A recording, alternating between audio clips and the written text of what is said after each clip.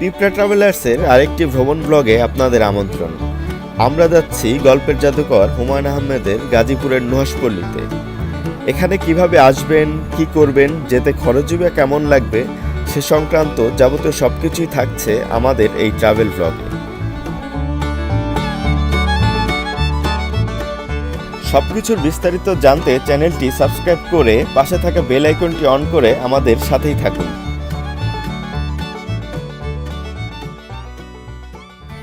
Hello viewers, আসসালামু আলাইকুম, welcome to my channel.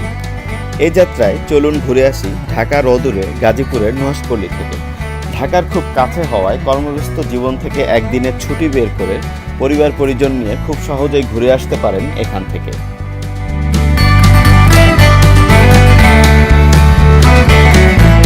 রাস্তার যানজট এড়ানোর জন্য আমরা সকাল 7টার ভিতরেই বেরিয়ে পড়ি গাজীপুরের নুহাশপল্লীর উদ্দেশ্যে।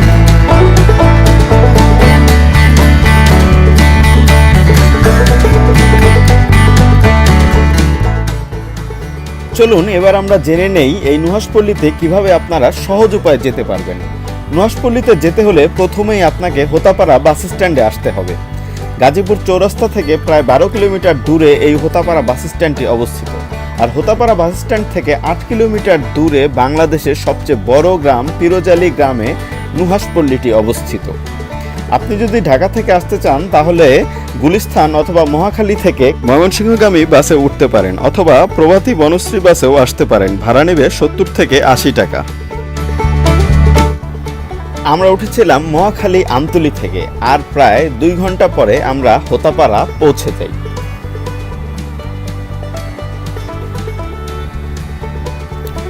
হোতাপাড়া বাস স্ট্যান্ড থেকে অটো, সিএনজি বা অটোরিকশা লেগুনাতে করে এই নুহাশপল্লীতে আসতে পারেন।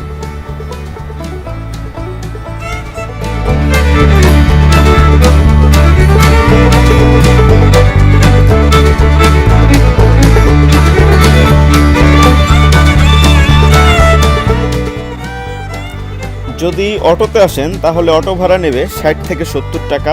যদি অটোরিকশা করে আসেন তাহলে 80 থেকে 100 টাকা। আর যদি সিএনজিতে আসেন সেই ক্ষেত্রে 250 থেকে 300 টাকা। আপনার নিজের ব্যক্তিগত গাড়ি অথবা বাইক নিয়েও ঘুরে আসতে পারেন এখান থেকে। আমরা এসেছিলাম লেগুনাতে। ভাড়া নিয়েছিল জনপ্রতি মাত্র 20 টাকা করে। সেক্ষেত্রে লেগুনা থেকে ল্যাংড়া মার্কেটে নামতে হবে আপনাকে। ল্যাংড়া মার্কেট থেকে অটোরিকশা নিয়ে সরাসরি নুহাশপল্লীতে নামিয়ে দেবে। ভাড়া নেবে জনপ্রতি 20 থেকে 30 টাকা। বেশ সকালে রওনা হওয়াতে ল্যাংড়া মার্কেটে আমরা নাস্তাটা সেরে নিই।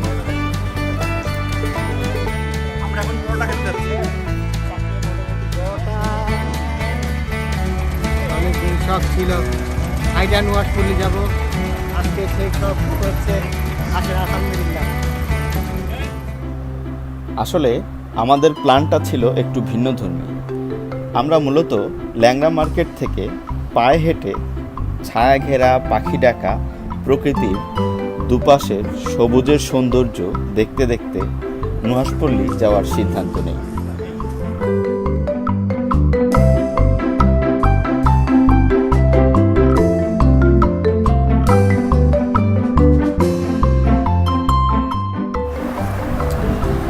চারদিকে উঁচু উঁচু শালবনের আলো আঁধারি আর সবুজে ঘেরা রাস্তা আমাদের মুগ্ধতায় গ্রাস করছিল।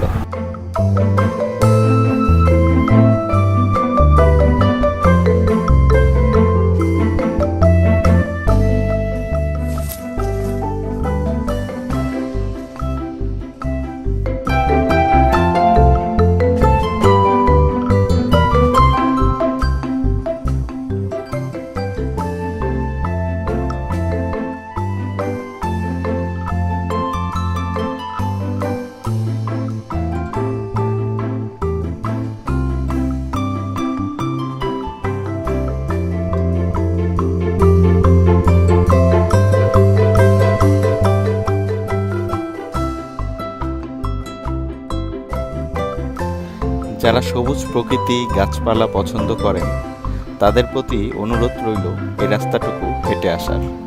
কথা দিচ্ছি এতটুকু ঠকবেন না।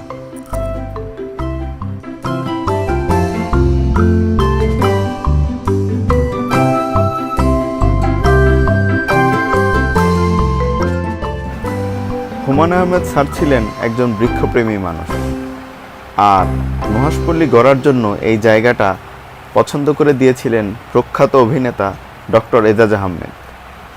বলাই বাহুল্য, উনি যথার্থই পছন্দ করেছিলেন।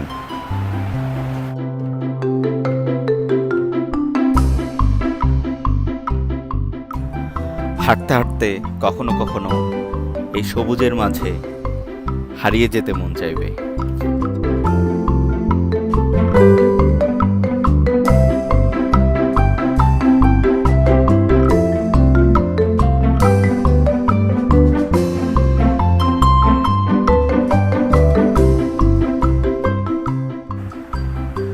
আসলে চারদিকে শালবনের ছায়ায় ঘেরা নুহাশপল্লী যাওয়ার রাস্তাটা কি যে সুন্দর, সবুজে ঘেরা।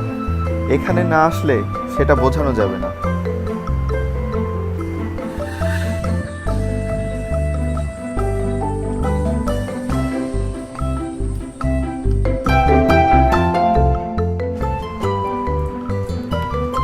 হাঁটতে হাঁটতে অবশেষে আমরা নুহাশপল্লীর কাছে চলে আসলাম,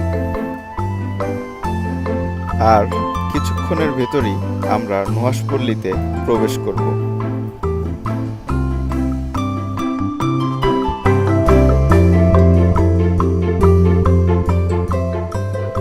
নুহাশপল্লীতে প্রবেশের আগেই একপাশে বাঁশ বেতের তৈরি বিভিন্ন জিনিসপত্রের দোকান, আর ঠিক তারপরেই হুমায়ুন আহমেদের স্মৃতিবিজড়িত নুহাশপল্লীর প্রবেশদ্বার। আমরা জনপ্রতি 200 টাকা টিকিট কেটে হুমায়ুন আহমেদের স্মৃতিবিজড়িত নুহাশপল্লীতে প্রবেশ করলাম। লেখক হুমায়ুনের একজন ভক্ত হিসেবেই তার স্মৃতিবিজড়িত নুহাশপল্লী আমাকে বেশ টানে। সেই টানেই ছুটে আসি এই মায়ার স্বর্গে। টিকিট কেটে ভেতরে ঢুকেই একটা শান্তি কাজ করছিল।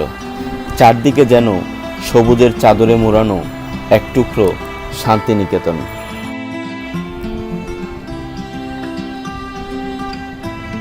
ভেতরে ঢুকেই চোখ আটকে যায় ভাস্কর্য শিল্পী আসাদুজ্জামান খানের মা ও শিশুর ভাস্কর্যটি দেখে। ঠিক তারপরেই রয়েছে সুইমিং পুল, যেখানে বিখ্যাত বাঙালি কথা সাহিত্যিক সুনীল গঙ্গোপাধ্যায় ও হুমায়ুন আহমেদ একসাথে সাঁতার কেটেছিলেন। হুমায়ুন আহমেদ ছিলেন একাধারে ঔপন্যাসিক, ছোট গল্পকার, চলচ্চিত্রকার, গীতিকার এবং নাট্যকার। গল্পের এই জাদুকর জন্মেছিলেন 1948 সালের 13 নভেম্বর নেত্রকোনায়।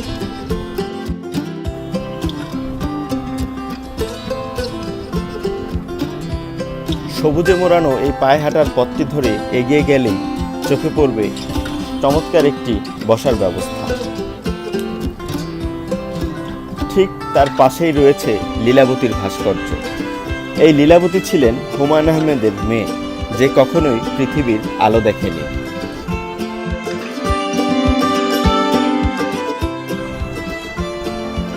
এই পথ ধরে এখনো হলুদ পাঞ্জাবির হিমু আর নীলবসনা রূপাদের পদচারণা দেখা যায়। চারদিকে নিরিবিলি নির্জন পরিবেশ একসময় আপনাকে মোহচ্ছন্ন করে তুলবে, যেটা এখানে না আসলে বুঝতে পারবেন না। আর যদি হুমায়ুন আহমেদের ভক্ত হয়ে থাকেন, তাহলে এখানে একবার আপনার আশাটা শিরোধার্য। কেননা এই নন্দনকাননের প্রতিটি সৃষ্টিকর্মে জড়িয়ে আছে হুমায়ুন আহমেদের স্মৃতি, রয়েছে তার চিন্তা চেতনার বহিঃপ্রকাশ।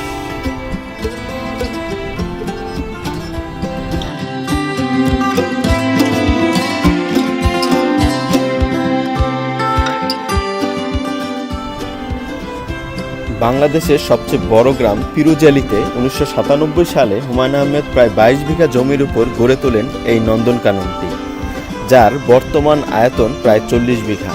তিনি ছিলেন প্রচণ্ড শৌখিন একজন মানুষ। তার সেই শৌখিনতার ছাপ খুঁজে পাবেন নুহাশপল্লীর বিভিন্ন স্থাপনায়।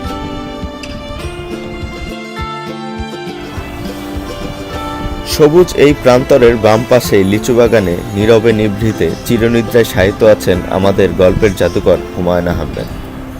হুমায়ুন আহমেদ পরিচালিত অনেক নাটক এবং সিনেমার শুটিং হয় এই নুহাশপল্লীতেই।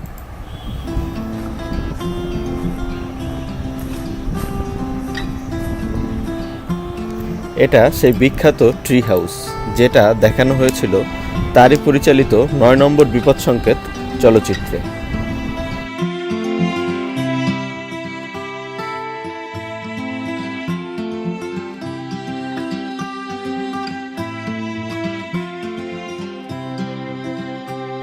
হুমায়ূন আহমেদের বাসস্থান ঢাকার ধানমন্ডিতে হলেও তিনি সুযোগ পেলেই ছুটে আসতেন এখানে।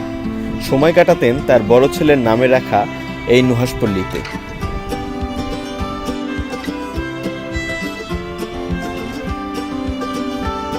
তিনি ভীষণ পছন্দ করতেন বৃষ্টি আর জ্যোৎস্না, আর জ্যোৎস্না আর বৃষ্টি একসাথেই তিনি উপভোগ করতেন এই বৃষ্টিবিলাস বাংলো থেকে। দুপুরের খাবারের জন্য এখানে অর্ডার করতে পারেন, অথবা এ ব্যাপারে টিকিট কাউন্টারেই কথা বলে রাখতে পারেন।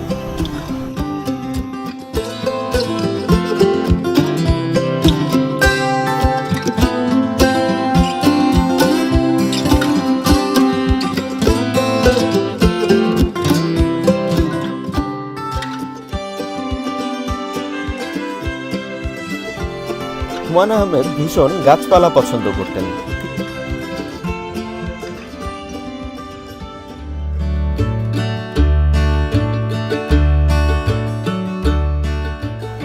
গাছের প্রতি তার এই ভালোবাসা আমরা তার বিভিন্ন লেখালেখি এবং উপন্যাসে খুঁজে পাই। তিনি দেশ বিদেশে যেখানেই যেতেন চেষ্টা করতেন বিভিন্ন গাছ সংগ্রহ করতে। প্রায় 250 দুর্লভ প্রজাতির গাছ রয়েছে এখানে।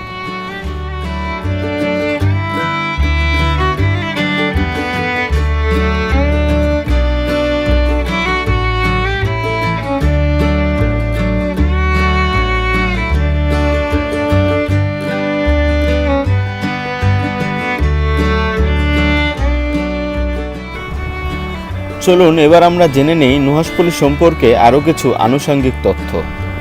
প্রায় বছরের প্রতিদিন সকাল 8টা থেকে বিকাল 5টা পর্যন্ত নুহাশপল্লী খোলা থাকে। তবে বছরের দুদিন অর্থাৎ 13ই নভেম্বর হুমায়ূন আহমেদের জন্মদিন এবং 19শে জুলাই মৃত্যুদিন নুহাশপল্লী সকলের জন্য উন্মুক্ত থাকে। এই 2 দিন ঢুকতে কোনো টিকিট লাগে না।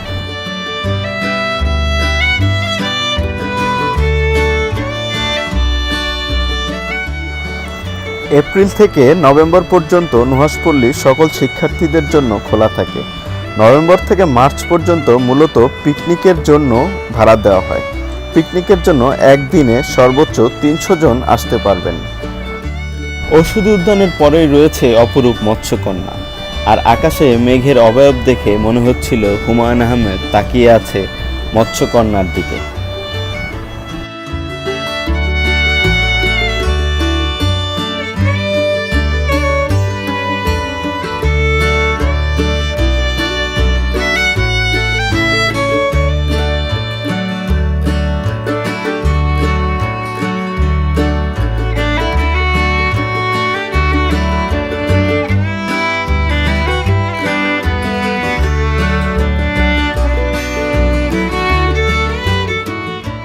এই ভাস্কর্যের পরেই একটু পথ ধরে এগিয়ে গেলেই দেখা যাবে চমৎকার একটি দিঘি।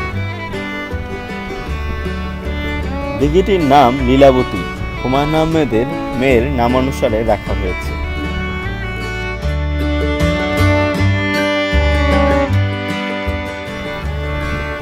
দিঘির ঠিক পাশেই রয়েছে চমৎকার একটি কাঠের সেতু, যেটার পাশে রয়েছে হুমায়ূন আহমেদের বিখ্যাত ভূত বাংলো।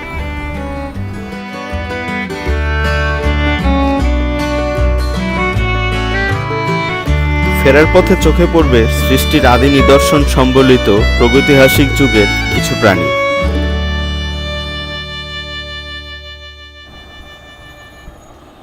তার ঠিক পাশেই রয়েছে হুমায়ূন আহমেদের একটি আবক্ষ মূর্তি।